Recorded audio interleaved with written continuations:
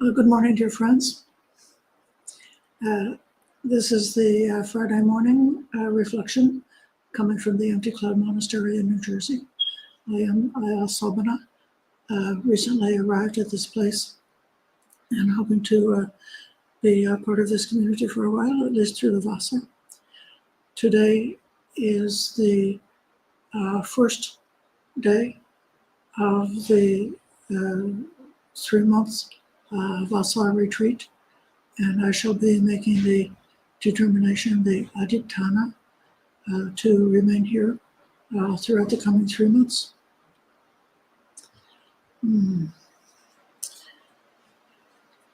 The sutta that we're going to read this morning is called Joy and Happiness. It's in the sixes in the numerical discourses within the chapter about arahants.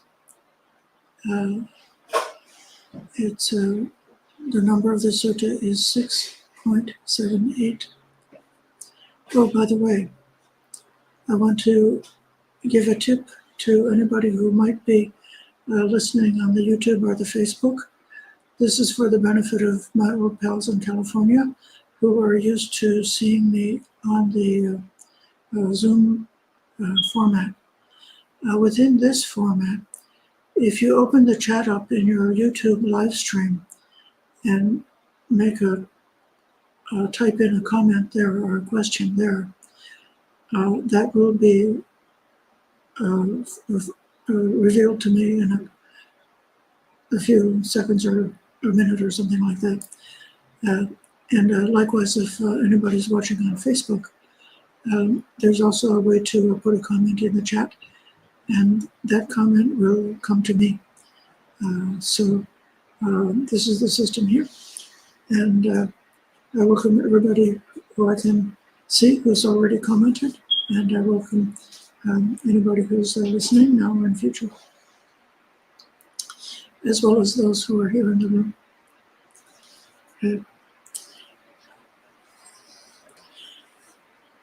Namo tassa bhagavato arahato samma sambuddhassa.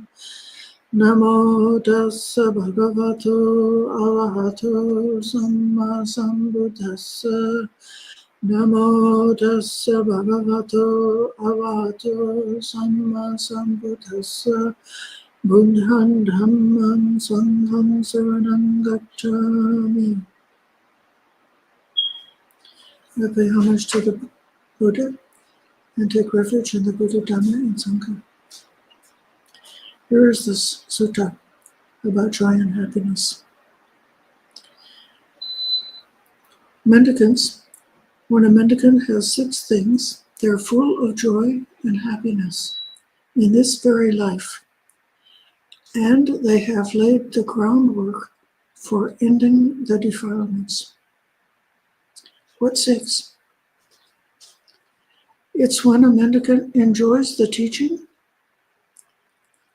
meditation, giving up, seclusion, kindness, and non-proliferation. When a mendicant has these 6 things, they're full of joy and happiness in this very life, and they have laid the groundwork for the ending of the defilements.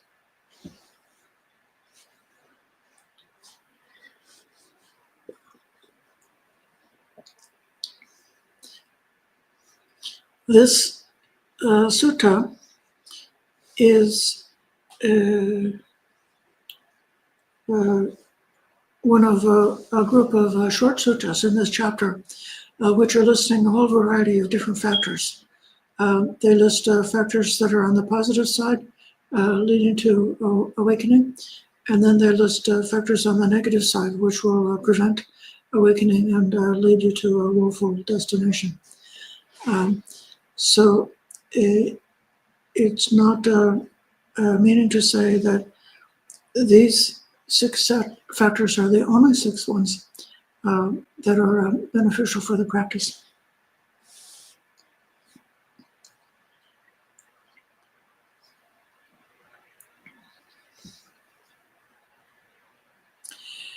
a growing joy and happiness at the earlier stages of our path, when we're not even yet close to approaching a full awakening, is definitely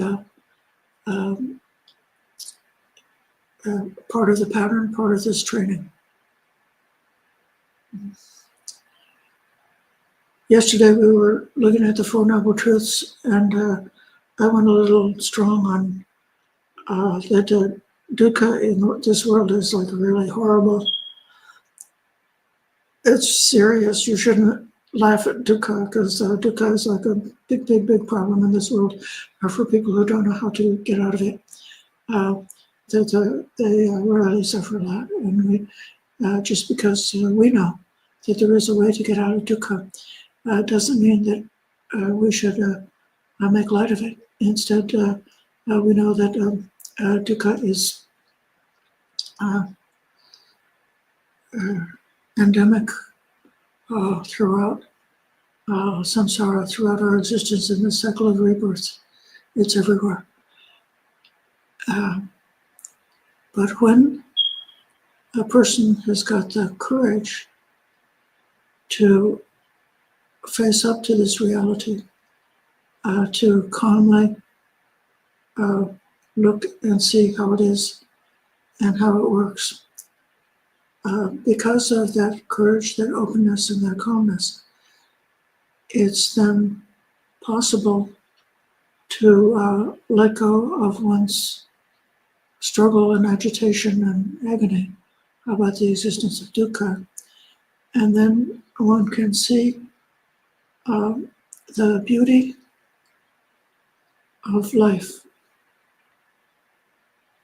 And that's one of the ways that one can begin to find happiness. So yesterday we said the I is dear and delightful in this world. Visible things, the knowing factor that is able to experience those visible things, it's all dear and delightful in this world. When clinging arises right there at that moment, then you're in dukkha. But when clinging does not arise right there in this moment, then you've escaped from dukkha. So being able to make a separation between the experience of the beauty of this existence and the craving, when those two things are able to be separated, then we've started on this path toward joy and happiness.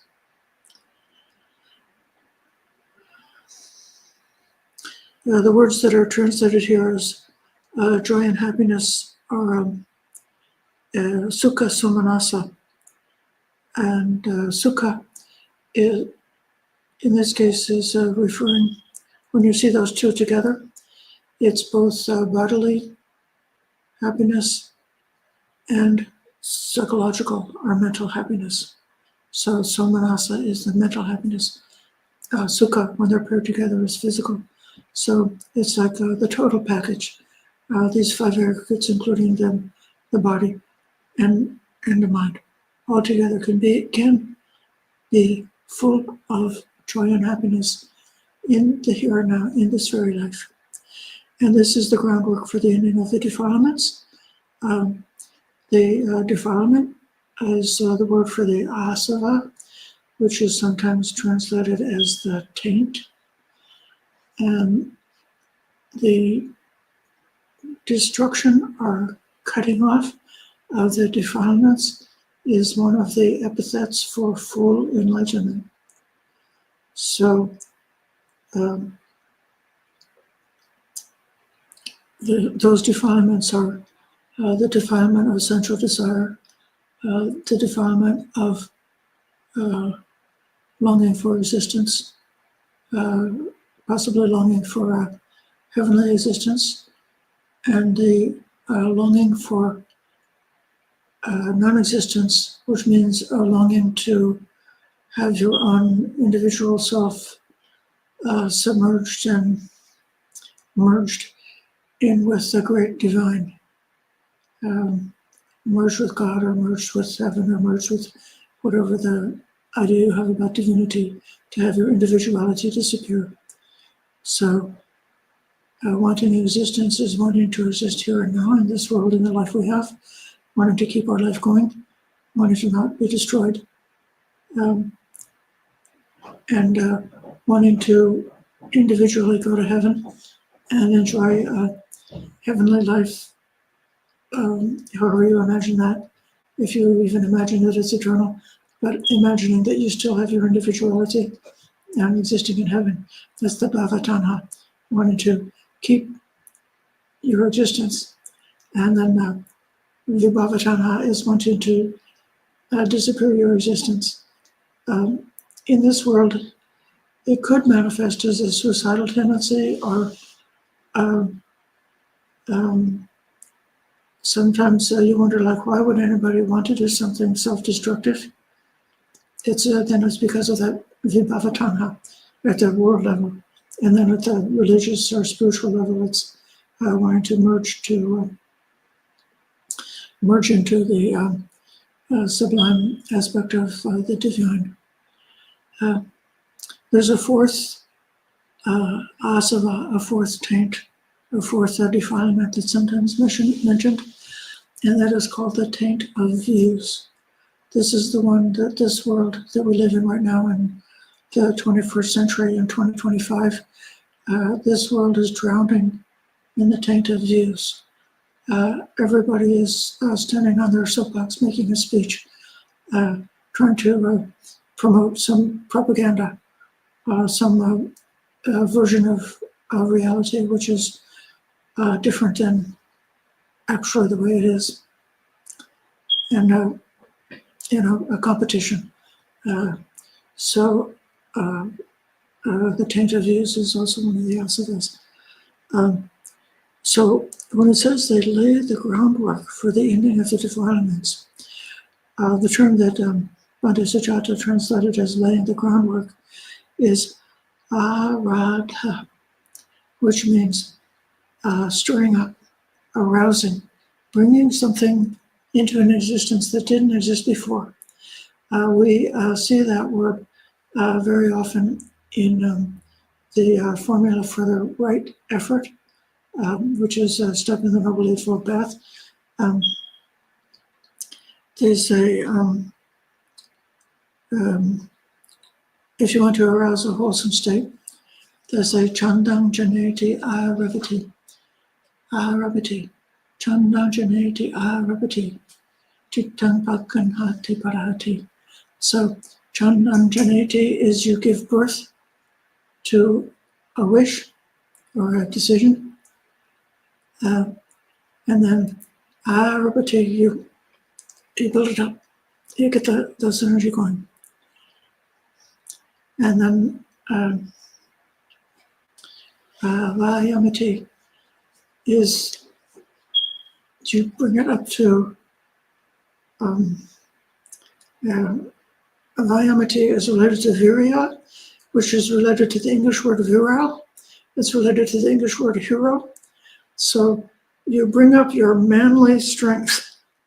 So you become like a Superman with what you've aroused and what you've stirred up.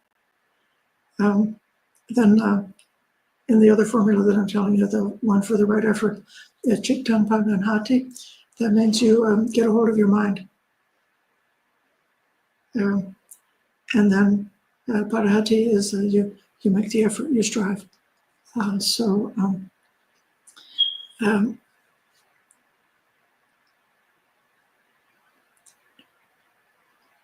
think of giving birth to something as being sort of like the feminine principle, and the bringing it up to manly strength is the masculine principle.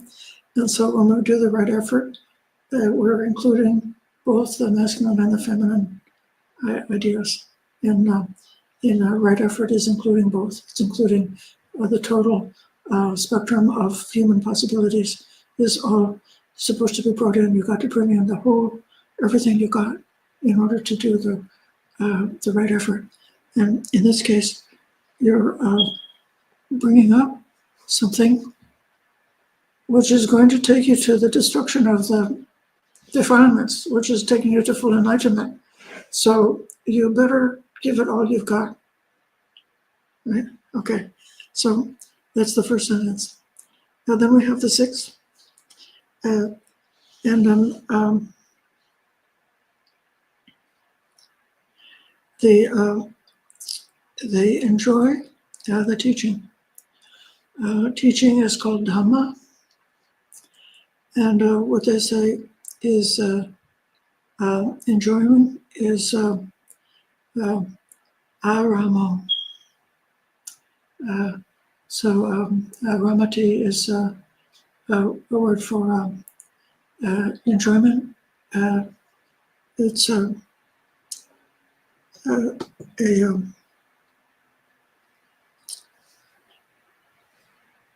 karmically neutral term. You can have arama for essential pleasure, but you can have arama for spiritual happiness.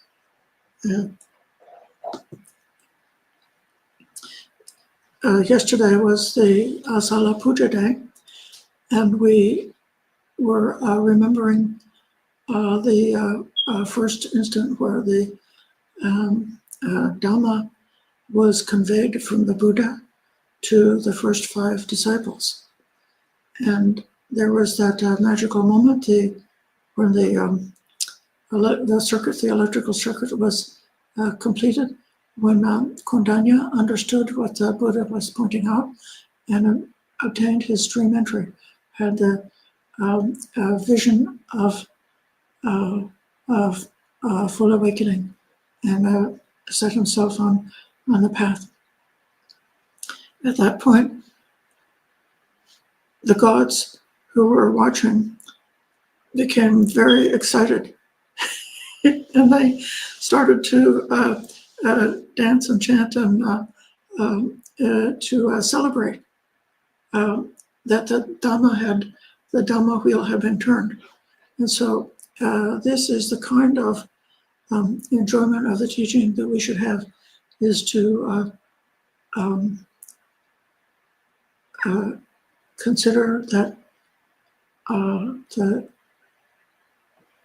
crossing over from the ordinary level to the noble level of one who's set themselves definitely on the path to full awakening, who's definitely begun the process of cutting off the inner defilements, who's definitely set them on a path that's going to lead to full awakening, that is not able to be turned back, that this is possible for a human being to do it.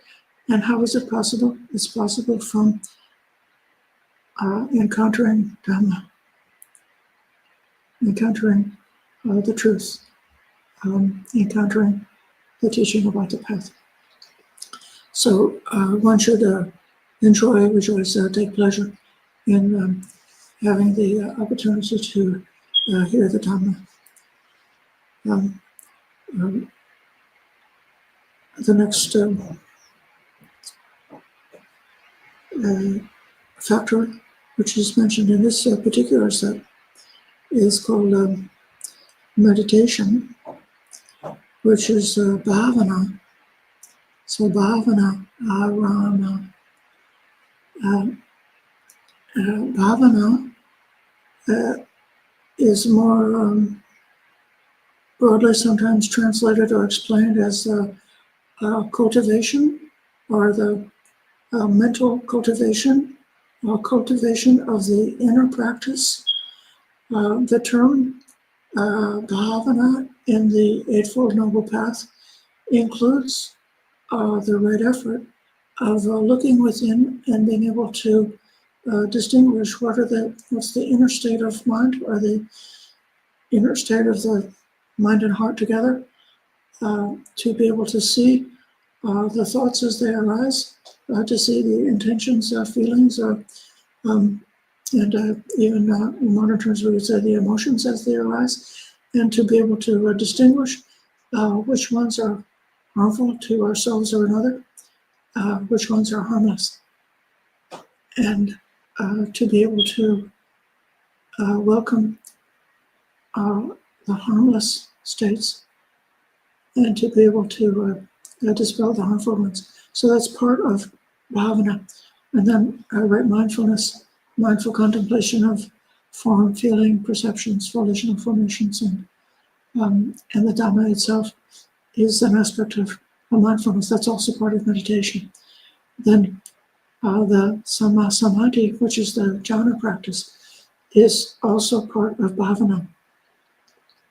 I have to clarify this translation because some people translate Samma Samadhi as meditation. So the bhavana is inclusive of the jhana practice, the mindfulness practice, and the right effort. All of those things together are aspects of this cultivation. And whatever stage you are at, if someone is only slightly able to discern their internal state of mind, or maybe it takes them more than an hour or more than a week to figure out that they're in a mind state which is harmful, it could happen sometimes because of the power of being in denial. But eventually you see the light and you say, oh my gosh, I've been holding onto this, grudge. I've been holding onto this thought for so long, and I'm really hurting myself with this. And no, but whenever you realize it, then you should be really glad and happy, because that faculty of right effort has been awakened in you, that you're able to look within and to inspect and see the inner states. And likewise, in a more subtle way, sometimes practitioners can be a little bit, I could say, dull or like low energy with their practice.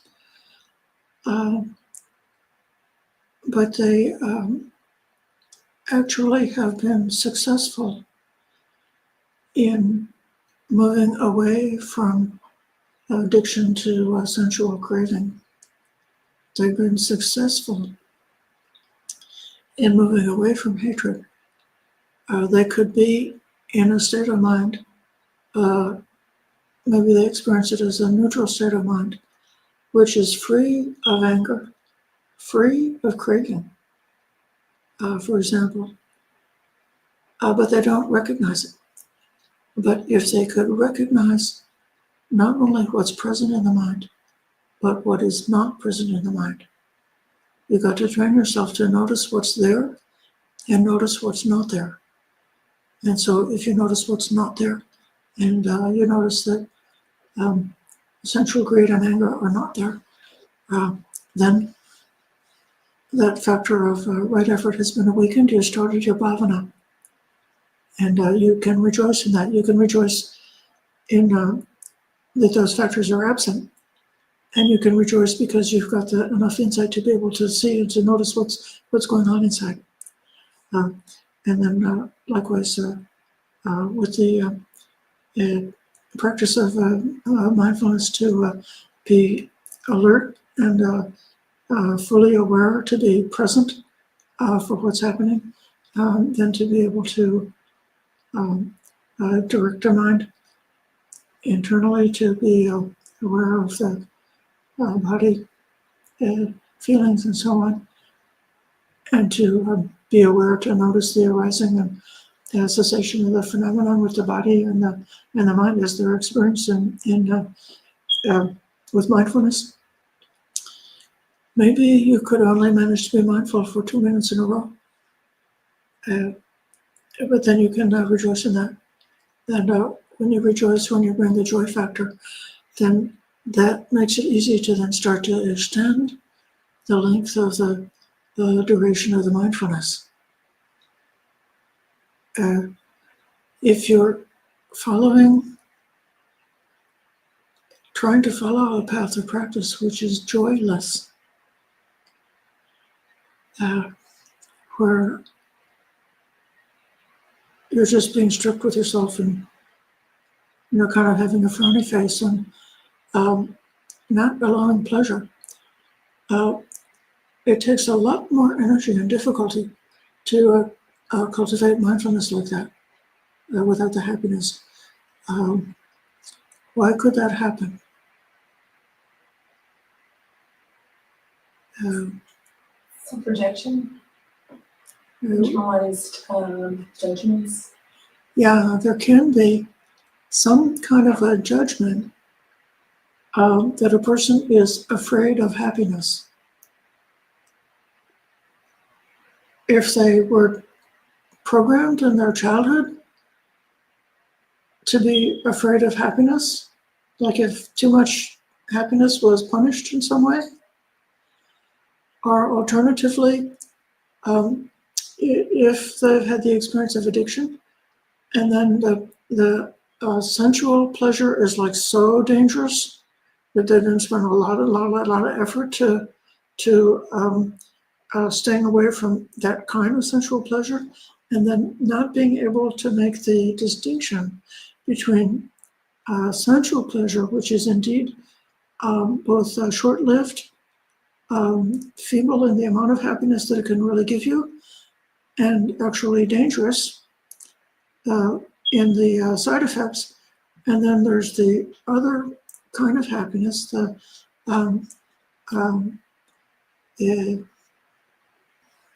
you could say spiritual happiness, or happiness which is pure of that sensual greed.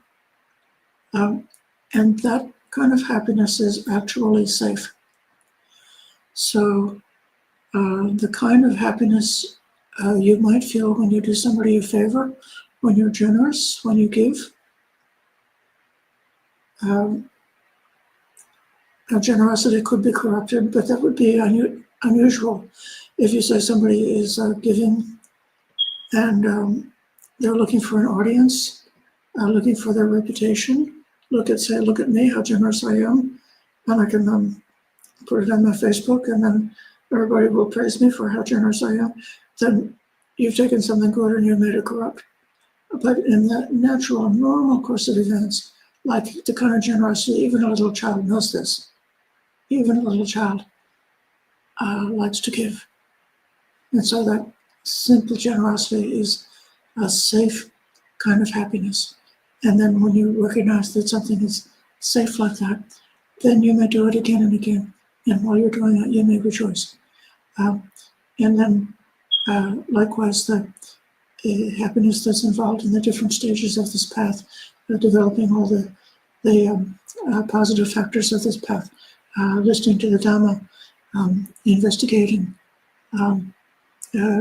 developing loving kindness, compassion, sympathetic joy, and equanimity. All of these practices are a very safe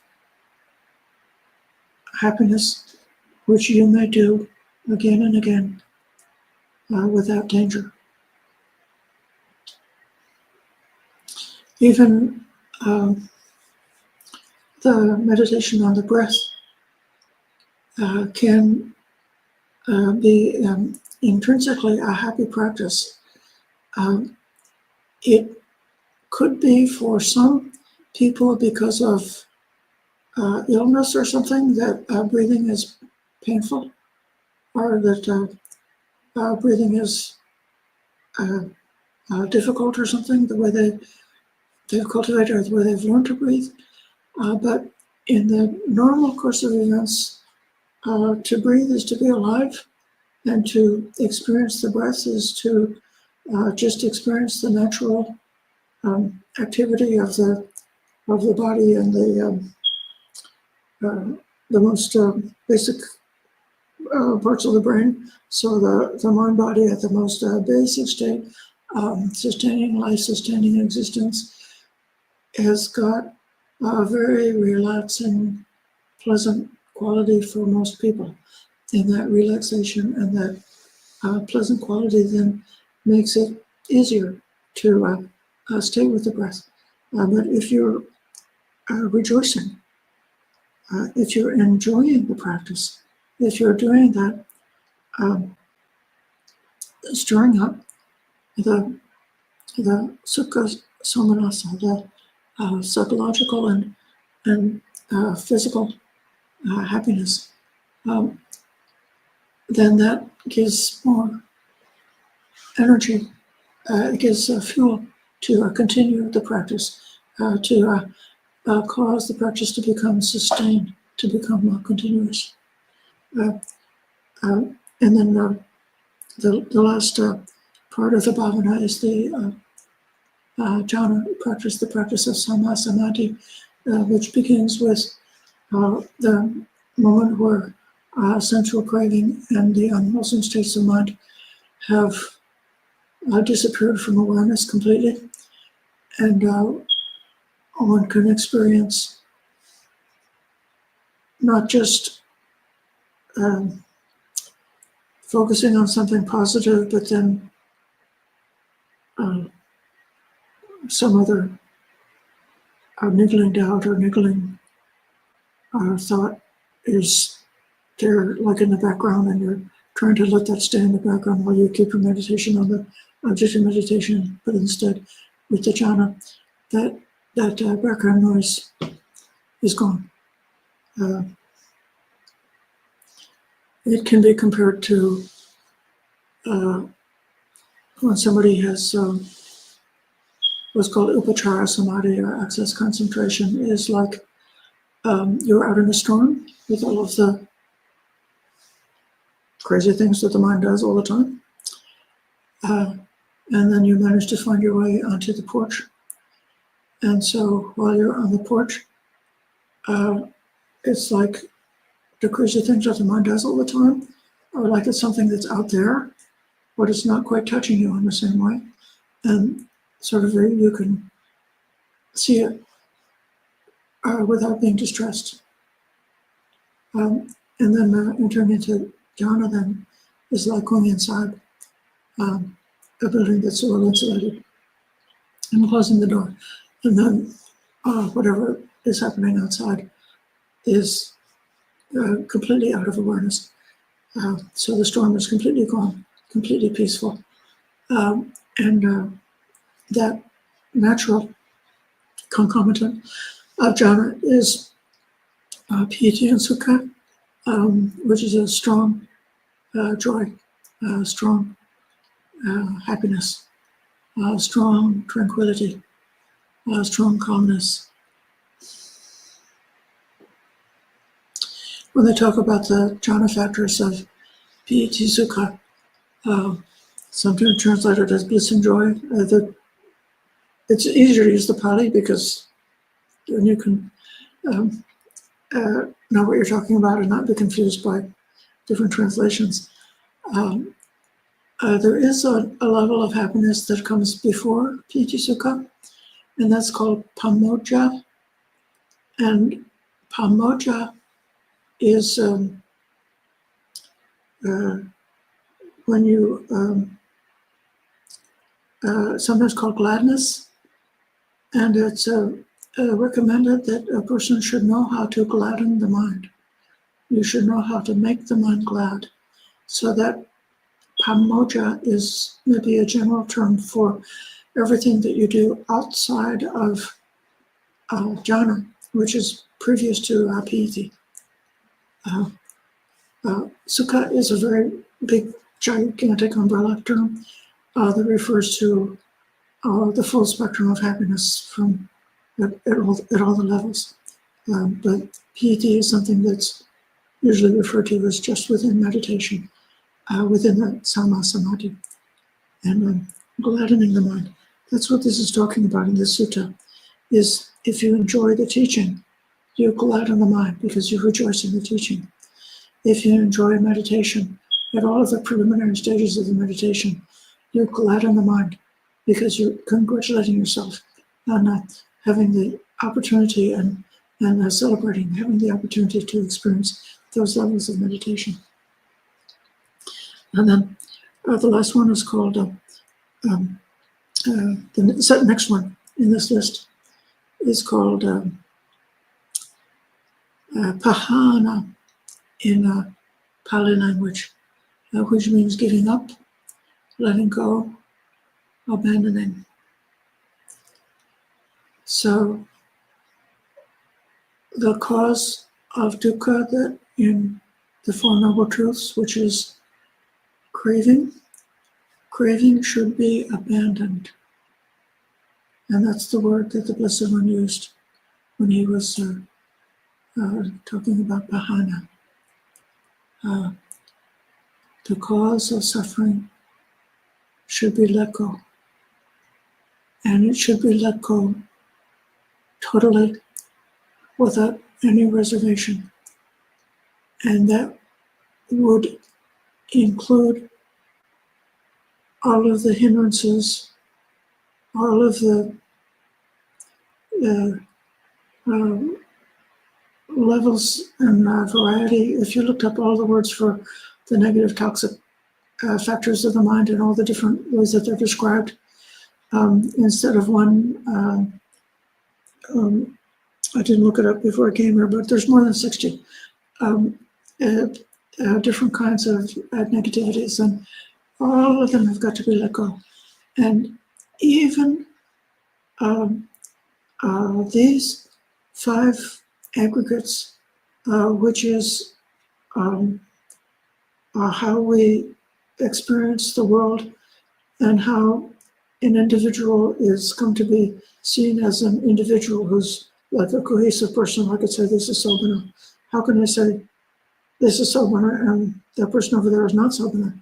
It's because of the aggregates. So there is the body, the feelings, the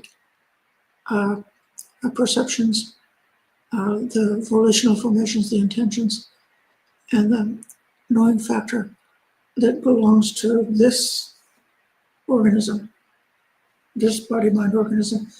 And it's actually kind of like private.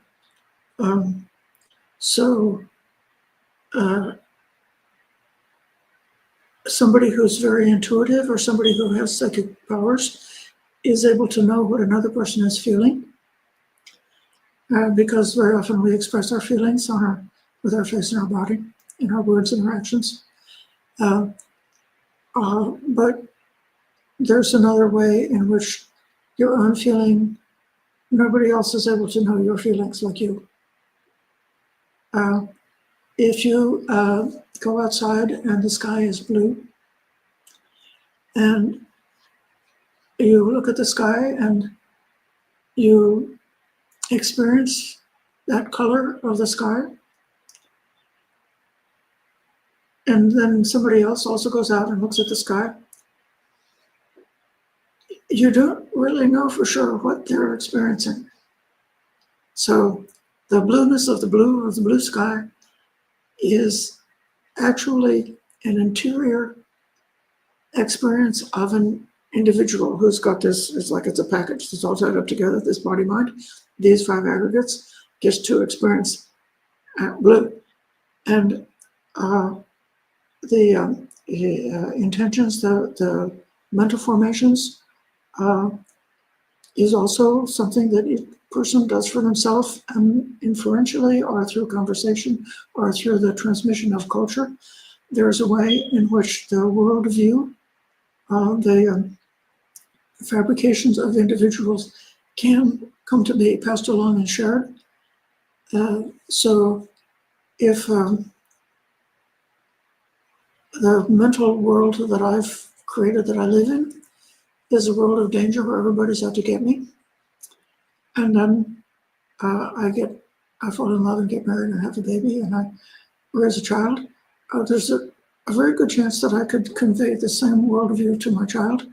So my child will also come up with the belief that everybody's out to get us. And that's how culture happens. But nevertheless, there's a way in which the intentions, you really can know for yourself internally your intentions. And you got to, and the knowing faculty is the faculty that knows all these things internally. Okay, but sorry, you have to give it up. So everything in your way of experiencing the phenomena of being a person or being alive in the world, we come to be very attached to that, protective of that. We would do anything to keep a hold of that. And that's what we got to let go of. So when you are still alive, you still got this safe kindness, you're still experiencing things internally, but you have no attachment whatsoever, where you've gone beyond prioritizing that, my feeling is much more important than the feelings of millions of people in war-torn countries around the world. This is what an unenlightened person could do. They could make their own experience the most important in the world. But the Arahant doesn't have to do that anymore. They still have got it, but it's more like this is just the burden that they need to carry along while they're working out the remainder of their karma for the duration of the lifespan that they have. And, patiently they bear it, they have it, they experience it. They experience beauty. Our Buddha, the Sammasambuddha, on his last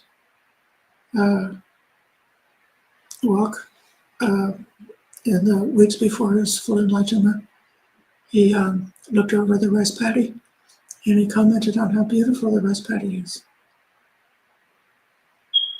And he commented on how sore his back was. So he still had his 5 khandhas, but he was completely beyond. He had given up this pahanarama. He had given up any clinging to that. So for those who are beginners who want to start to stir up, then you can give up something. You could, during the duration of the 3 months of the Vasa, you could give up social media. Or you could give up clinging to your own opinions and start to listen. And these are genuine acts of generosity. And those acts of generosity are actually setting the pattern for this giving up, this letting go. And that same pattern, that's what generosity is, like the launch pad for this whole path of practice, because you continue with that generosity all the way up to the last minute. Even the Sammasambuddha was generous in his very last words when he told the advice that bhikkhus to strive on with diligence. He didn't stop teaching. His very last words were giving the teaching. So that's a pahana. Then there is viveka, paviveka. Viveka is called seclusion. There's different levels of seclusion. One can go to a retreat center and be secluded from the busyness of the village or the busyness of your ordinary life. You can obtain seclusion from the negative, toxic, harmful states of mind, which are the hindrances. And then one can gain seclusion from that clinging to existence that I was just describing a minute ago in terms of clinging to the 5 khandhas. So there's levels and levels and levels. You just keep on peeling the onion and gaining the ability to be secluded And if you have a busy family life, raising your children and working on a job, try to work on having the ability to go in and out of seclusion, so that you go into a place that's got a lot of stimulation, activity, things being asked of you, and then you're able to withdraw. And when you withdraw completely.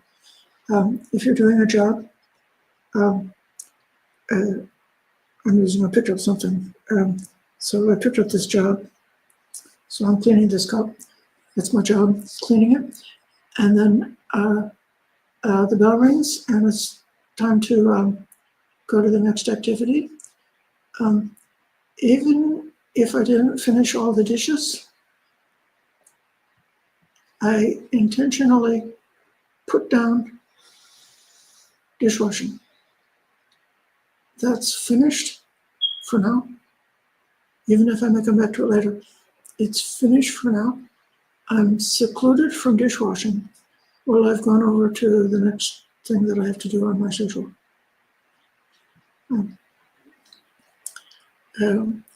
Kindness is pacha. That's non-hatred.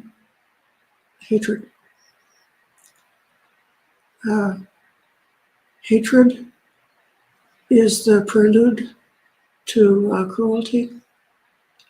First you develop hatred, and then you become willing to harm.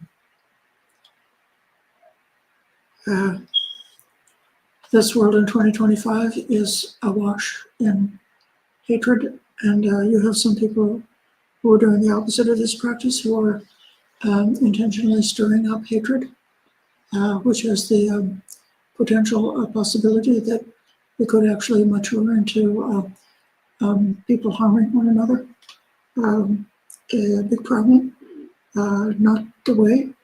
And if from being in the world, you see this, you need to really protect yourself from that hateful energy. So don't let your own heart be contaminated with hatred. Don't let your own heart be contaminated with aversion. Keep that seclusion. Keep yourself secluded from hatred. Even though there's hatred around you, you can say other people around me may hate, but I don't hate. Other people around me may do harm. I do no harm. So make that strong resolution. Practicing the meditation of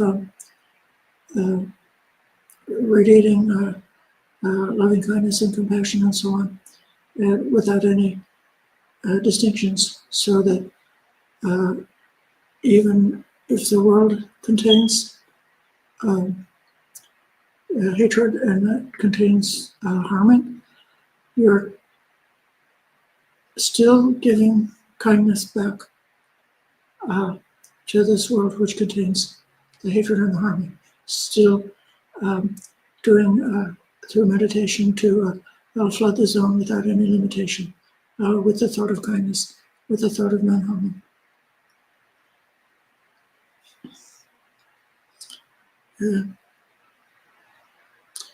The last word is called Papancha.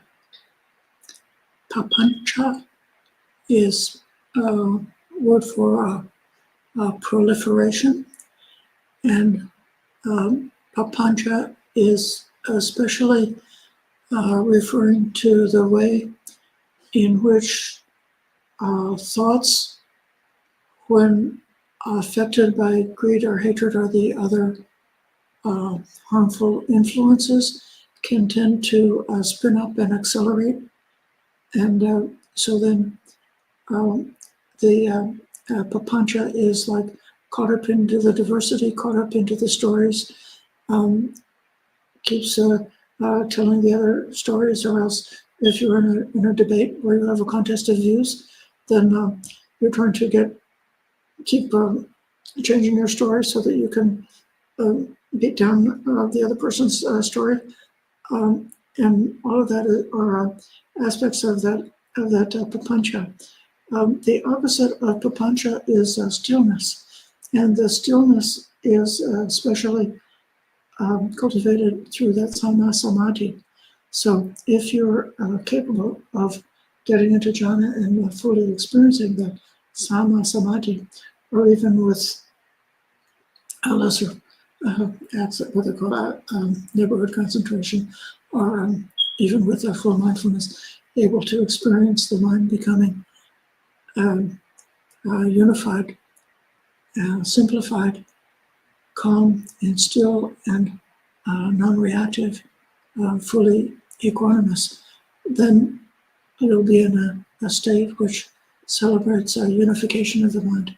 It celebrates unity and oneness, and is not getting pulled off into diversification, diversity, papancha, multiplication.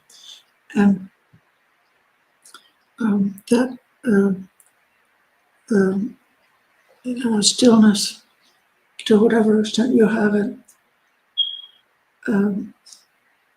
is a place that supports wisdom, because when you see how good and pleasant the calm, unified, non-proliferating mind is, and then if you happen to go out and somebody yells at you and their mind starts to proliferating again, you can see how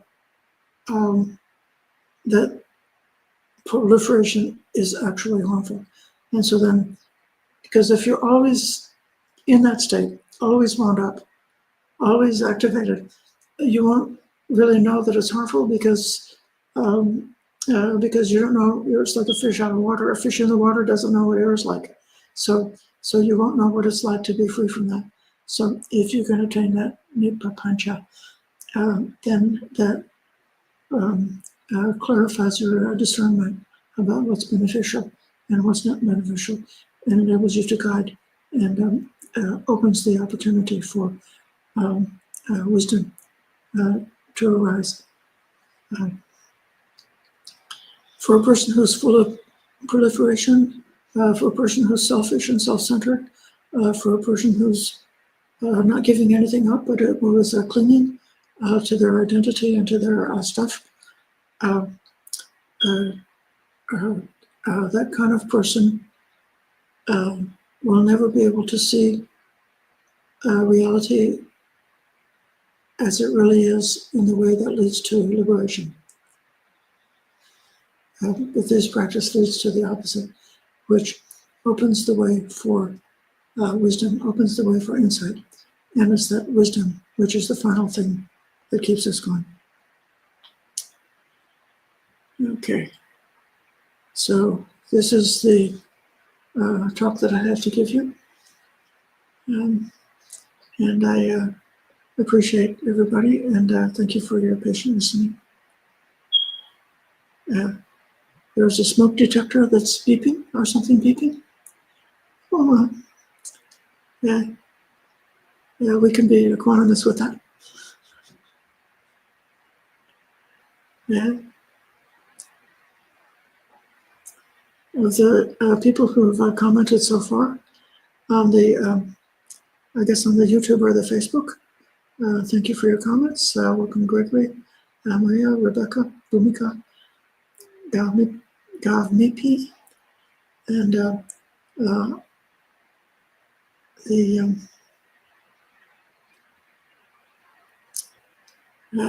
I appreciate your presence. So that may be enough for this morning, and I will close by paying respects to the Buddha Dhamma Sangha. Araham Samma Sambuddha Bhagava Buddham Bhagavantam Abhivademi Savakato Bhagavata Dhammo Dhammam Namasami Subhatipanno Bhagavato Savaka Sangho Sangham Namami